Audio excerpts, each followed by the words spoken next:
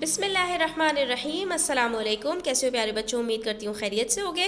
آج ہم کچھ واحد جمع کریں گے، بڑے ہی مزیدار۔ تو سب سے پہلے آ جائیے صفحہ نمبر 7 پر۔ یہاں پر آپ کو عربی قاعدے سے واحد کی جمع بنانے کا طریقہ تو نہیں بتایا گیا ہے بچوں، لیکن آپ کو عربی الفاظ کی جو اردو میں استعمال ہوتے ہیں ان کی جمع یہاں پر بتائی گئی ہیں، ٹھیک ہے؟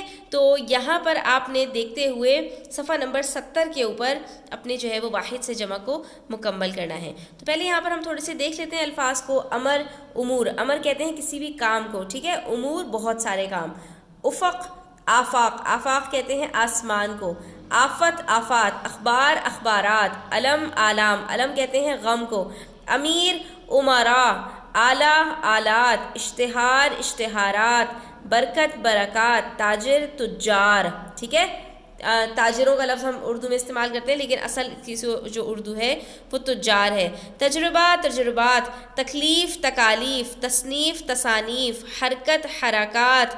حق، حقوق۔ حرف، حروف۔ حکیم، حکما۔ حکایت، حکایات، ٹھیک ہے؟ تو یہ آپ نے الفاظ سنے ہوئے بھی ہوں گے، آپ کے لیے نئے نہیں ہیں، ہاں البتہ ان کی جو جمع ہے وہ ہو سکتا ہے آپ کے لیے نئی ہو۔ تو خادم، خدام۔ خاتون، خواتین۔ خبر، اخبار۔ خدمت، خدمات۔ خلیفہ، خلفاء۔ اب آ جائیے دوسرے کالم پر۔ تو رسالہ، رسائل۔ رسم، رسوم، رسوم سے رسومات بھی آتا ہے، ٹھیک ہے؟ اور ذخیرہ، ذخائر۔ ذریعہ، ذرائع۔ ذرہ، ذرات۔ دلیل، دلائل۔ درجہ، درجات۔ خط، خطوط۔ حیوان، حیوانات۔ حادثہ، حادثات۔ حوادث بھی اس کی جمع آتی ہے۔ حال، حالات اور احوال دونوں آتی ہیں۔ جزیرہ، جزائر۔ جسم، اجسام۔ جوہر، جواہر بھی آتی ہے اور جواہرات بھی آتی ہے، ٹھیک ہے؟ تو عربی کے اندر ایک قاعدہ ہوتا ہے جمع کا اور دوسرا ہوتا ہے جمع الجمع کا۔ کچھ ایسے الفاظ ہوتے ہیں کہ جن کی جمع الجمع بھی آتی ہے، ٹھیک ہے؟ تو وہ ایسے ہی ہے کہ جوہر سے جواہر اور جواہر سے جواہرات۔ جذبہ، جذبات۔ جانب، جوانب۔ جرم، جرائم۔ جنس، اجناس۔ جاہل، جہالہ۔ ترکیب، تراکیب۔ تقریر، تقاریر۔ تدبیر، تدابیر۔ تفصیل، تفاصیل اور تفصیلات۔ دراصل بچوں عربی بہت ہی فصیح و بلیغ زبان ہے، یعنی کہ بہت زیادہ اس کے اندر کثرت سے الفاظ کا مجموعہ ہے، ٹھیک ہے؟ تو یہ جو اسم ہوتا ہے یہاں پر ہمارے پاس اردو میں صرف واحد اور جمع ہوتے ہیں، یعنی ایک کے لیے ہم واحد کا صیغہ استعمال کرتے ہیں اور ایک سے زیادہ یعنی دو اور دو سے زیادہ کے لیے ہم جمع کا لفظ استعمال کرتے ہیں۔ لیکن عربی کے اندر ایسا نہیں ہے، عربی کے اندر ایک کے لیے واحد کا صیغہ آتا ہے، ٹھیک ہے؟ دو کے لیے تثنیہ کا صیغہ آتا ہے، یعنی دو لوگوں کے لیے بھی ایک لفظ ہوتا ہے وہاں پر، اور اس کے بعد تین یا تین سے زیادہ کے لیے جمع کا لفظ استعمال کیا جاتا ہے، ٹھیک ہے؟ جیسے کہ آپ کے پاس ایک آدمی کو رجل کہتے ہیں، دو کو رجلان کہتے ہیں یا رجلین کہتے ہیں، اور تین ہو یا تین سے زیادہ ہو تو اس کو رجال کہتے ہیں۔ اب اس کے بعد جمع کی جو ہے نا دو طرح کی قسمیں ہوتی ہیں، ایک لفظ کے اعتبار سے ہوتی ہے اور ایک معنی کے اعتبار سے ہوتی ہے، یعنی میننگز کے اعتبار سے ہوتی ہے، ٹھیک ہے؟ لفظ کے اعتبار سے جو ہوتی ہے اس کے اندر دو ٹائپس ہیں، ایک مکسر کہلاتی ہے اور دوسری سالم کہلاتی ہے۔ مکسر اس کو کہتے ہیں کہ جو لفظ واحد ہوتا ہے نا وہ اس کی جو اصل بناوٹ ہے وہ برقرار نہ رہے۔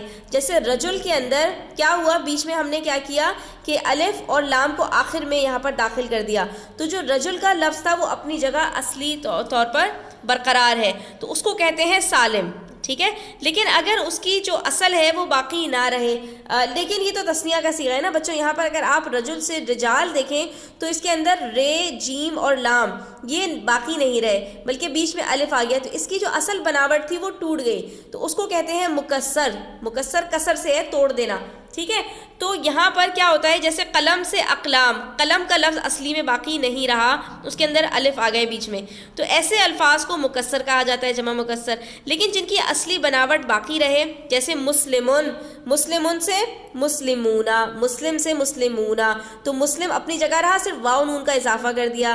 اسی طرح سے مسلمون کے اندر الف اور تا کا اضافہ کر دیا، تو یہ کیا ہے، یہ سالم ہوتا ہے، لیکن یہ لفظ کے اعتبار سے ہے۔ اور معنی کے اعتبار سے یعنی کہ وہ جمع جو 10 افراد سے کم کی طرف اشارہ کرے اس کو جمع قلت کہتے ہیں، اور جو 10 سے زیادہ کی طرف اشارہ کرے اس کو کثرت کہتے ہیں۔ اب اس کے 4 وزن آتے ہیں، یعنی 4 طرح کے الفاظ میں یہ بولے جاتے ہیں، اور جو کثرت ہے وہ بہت طرح کے الفاظ میں بولے جاتے ہیں۔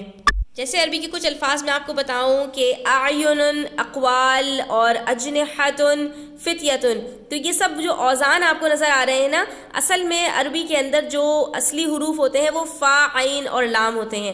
تو اس اعتبار سے افعلوا، افعال، افعلۃ اور فعلۃ یہ جو ہے وہ جمع قلت کے اوزان ہیں. ٹھیک ہے، ان اوزان کے اوپر جو بھی الفاظ آئیں گے تو وہ کیا ہوتے ہیں؟ جمع قلت کے اوزان ہوتے ہیں. لیکن جمع کثرت کے بہت سارے اوزان ہیں، جیسے فعل، فعل، فعول، فعل، فعل، فعلۃ اور فعلۃ اور فعلۃ.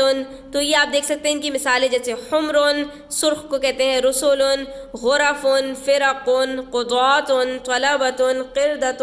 تو یہ سب کیا ہیں؟ یہ جمع کثرت کے اوزان ہیں، یعنی 10 لوگوں سے زیادہ کے اوپر یہ بولے جاتے ہیں. ٹھیک ہے، تو یہ ایک اضافی بات تھی جو میں نے آپ کو بتا دی. امید کرتی ہوں آپ کو پسند آئی گی. ویڈیو اچھی لگا کرے تو لائک کر دیا کریں، اپنے فرینڈس کے ساتھ شیئر کیا کریں تاکہ زیادہ سے زیادہ بچے اس سے فائدہ اٹھا سکیں.